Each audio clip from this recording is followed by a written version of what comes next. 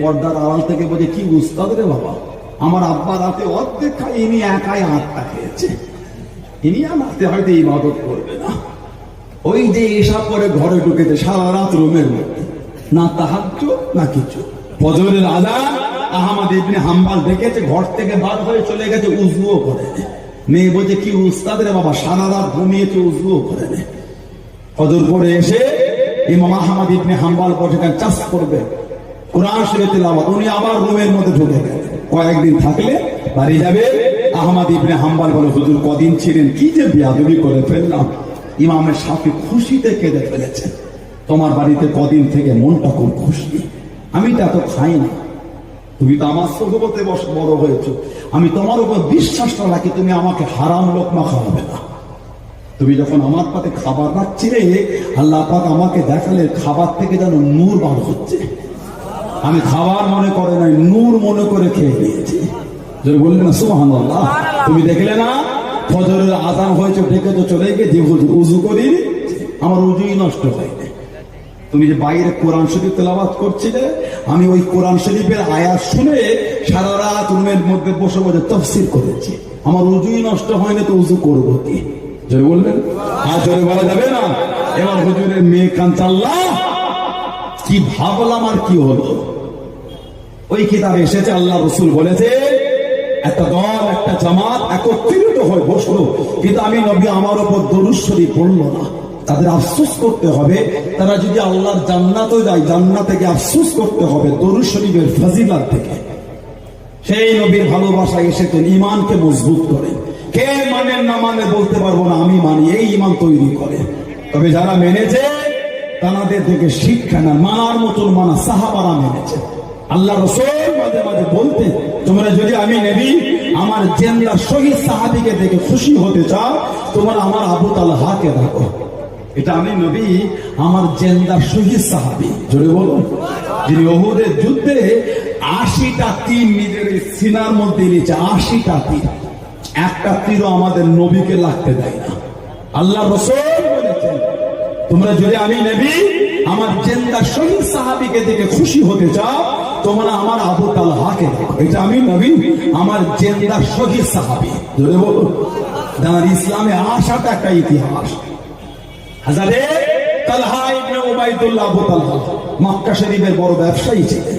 হুজুর আমার ব্যবসার জন্য বার হয়ে গেলেন, হুজুর আমার ব্যবসার জন্য রওনা হয়ে গেলেন, হুজুর আমার ব্যবসার জন্য চলে গেলেন। আল্লাহ রাসূল সাহাবী হযরত আবু তালহা রাদিয়াল্লাহু তাআলা আনহু কিনা বেচায় মত্ত আছে, কিনা বেচায় দুনিয়াতে। ও তোমাকে, ও আমার মুরব্বি বাপ, হঠাৎ করে কে যেন ডাক দিয়ে দিল, হঠাৎ করে কে যেন ডেকে দিল, ও ব্যবসায়ী, তোমাদের মধ্যে কি মক্কা শরীফে মানুষ কেউ আছো, মক্কা শরীফে ব্যক্তি কেউ আছো, মক্কা শরীফে মানুষ কেউ আছো? হযরত আবু তালহা রাদিয়াল্লাহু তাআলা আনহু টুকটুক করে কাছে চলে গেলেন, আমি হলাম মক্কা শরীফের মানুষ। তিনি জিজ্ঞাসা করলেন, ও বাবা যুবক, তুমি কি বলতে পারো, তোমাদের মক্কা শরীফে আমাদের আবির্ভাবটা কি ঘটেছে বাবা, আমাদের প্রকাশটা কি ঘটেছে বাবা? তিনি জিজ্ঞাসা করলেন, এই আহমদটা আবার কেন? আমি তাকে চিনি না, আমি তাকে জানি না। তিনি জানিয়ে দিলেন, ও বাবা যুবক, উনি অন্য কেউ নয়, উনি হলেন আখিরি নবী, শেষ নবী হযরত আহমদ সাল্লাল্লাহু আলাইহি ওয়াসাল্লাম। এই মসজিদে জাগির হওয়ার কথা, এই মসজিদে প্রকাশ হওয়ার কথা। ও বাবা যুবক, তারা কাছে পৌঁছাতে জানো, অন্যদের থেকে তুমি পিছিয়ে না পড়ো, অন্যদের থেকে পিছিয়ে তুমি না পড়ো। হযরত আবু তালহা কাউকে কিছু বললেন না, কিনা বেচা বন্ধ করে দিয়ে, কিনা বেচা বন্ধ করে দিয়ে ঘোড়ার পিঠে চেপে গেলেন, টুকটুক করে রওনা হয়ে গেলেন, বাড়িতে পৌঁছে গেলেন, মক্কা শরীফে চলে গেলেন। বাড়িতে জিজ্ঞাসা করলেন, আমি চলে যাওয়ার পরে নতুন কিছু কি ঘটেছে, নতুন কিছু কি হয়েছে? বাড়িতে জানিয়ে দিলেন, আব্দুল্লাহ বিন মুহাম্মদ সাল্লাল্লাহু আলাইহি ওয়াসাল্লাম নিজেকে নবী বলে দাবি করেন, নিজেকে নবী বলে দাবি করেন। ইতিমধ্যে হযরত আবু বকর সিদ্দিক রাদিয়াল্লাহু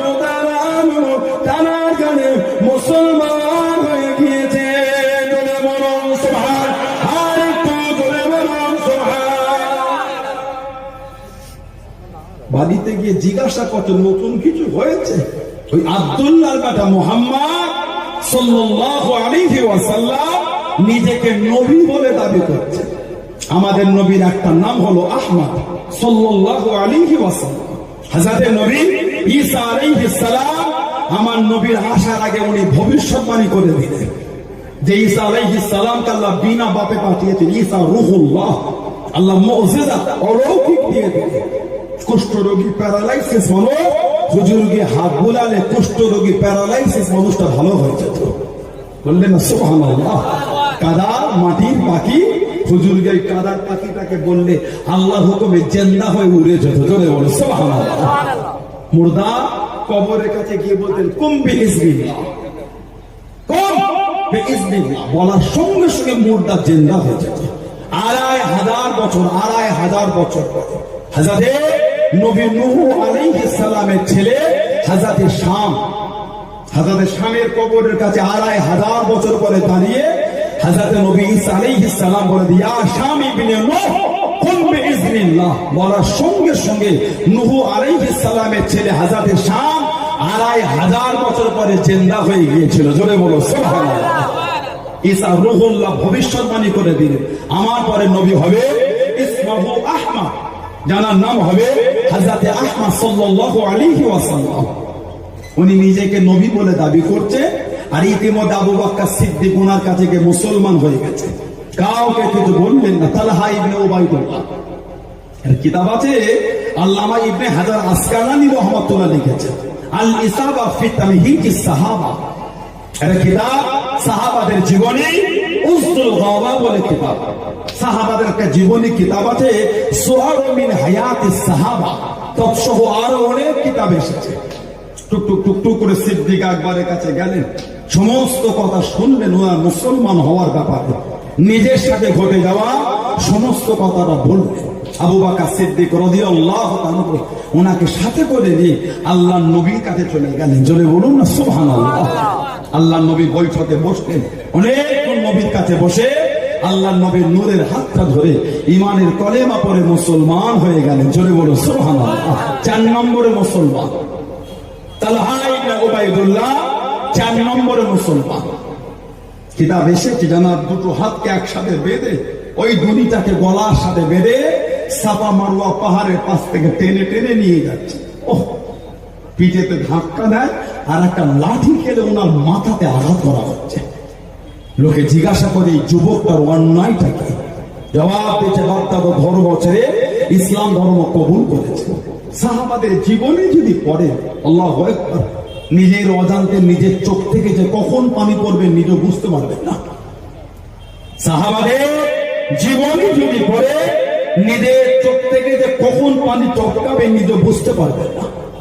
আমার নবীর একটা সাহাবী আছে মহিলা, হযরত জুনাইরা রাদিয়াল্লাহু তাআলা আনহা।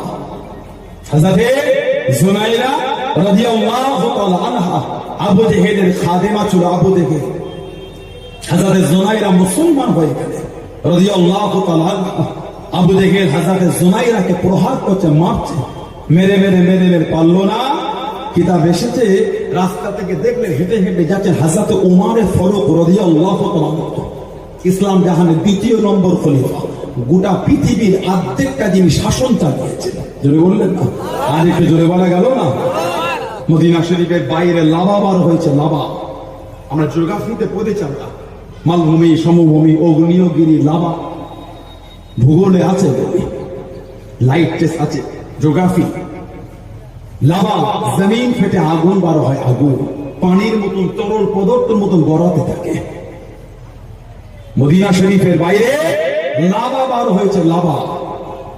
ফারুক আজমের কাছে খবর, হুজুর লাভা বার হয় মদিনা শরীফের দিকে আসছে, হুজুর এই নিজের জামাটা দিয়ে দিবে। কিতাব এসেছে যে জামাটা পড়তে 16 থেকে 17 জায়গায় খালি তাল দিয়া থাকতো। বললেন না? গোটা পৃথিবীর অর্ধেকটা শাসন চালাচ্ছে খলিফাতুল মুসলিমিন হযরত ওমর রাদিয়াল্লাহু তাআলা। আল্লাহ রাসূল বলেছেন, লাউ কানা নাবিয়্যুন বা'দি লাকানা ওমর, আমি নবী, আমার পরে কেউ যদি নবী হতো, আল্লাহ আমার ওমর ফারুক আল্লাহ নবী বানাতেন, জোরে বলুন না সুবহানাল্লাহ। তারপরেই নবী বলেছে আনা খাতামান নবিয়্যিন লা নবিয়্যা বা'দি বা লা বা'দি নবিয়্যা, আমি হলাম শেষ নবী, আমার পরে নবী হবে না। যদি নবী আল্লাহ করতেন, আল্লাহ আমার ওমর ফারুককে নবী বানাতেন, জোরে বলুন সুবহানাল্লাহ। গোটা পৃথিবীর অর্ধেক শাসন চালাচ্ছেন, জামা পড়তে 16 থেকে 17 জায়গায় তালি। আমাদের সমাজে তালি দিয়া জামা পরে অনেকে, যুবক যুবক ছেলে, ও আমাদের সমাজের যুবক গুলো এত সুন্নতের মন, 10-12 জায়গায় ছেঁড়া ওই জামা পরে ঘুরছে। ঈদের দিনও ছেঁড়া জামা বাদ দিচ্ছে না। লেবুখালী এলাকায় আছে, কথা বলে না, কে বললো না ক্যানিং বাজারে পাওয়া যাচ্ছে না ছেঁড়া জামা। কি রে ধনী লোকের বেটা, তোর বাপ ঈদের দিনে নতুন জামা দেয় না, ছেঁড়া করে ঘুরছে। প্রচুর নতুন গো, শুকিয়ে দেখো কপ্পরের খোঁজ হয়ে যাচ্ছে, ছেঁড়া কেন? এটাই চলছে এলাকায় পড়েছে ছেলেগুলো, যে এখানটায় কাটা, এখানে কাটা, এখানে ছেঁড়া, প্যান্টের এখানটাই না ডিলিট।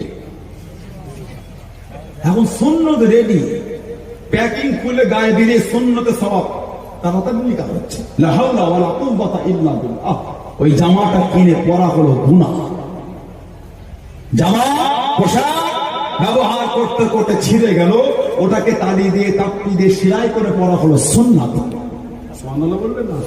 আর ওই ছেঁড়া জামাটা কিনে পরাটা হলো গুনাহ, ওটা সুন্নাত নয়।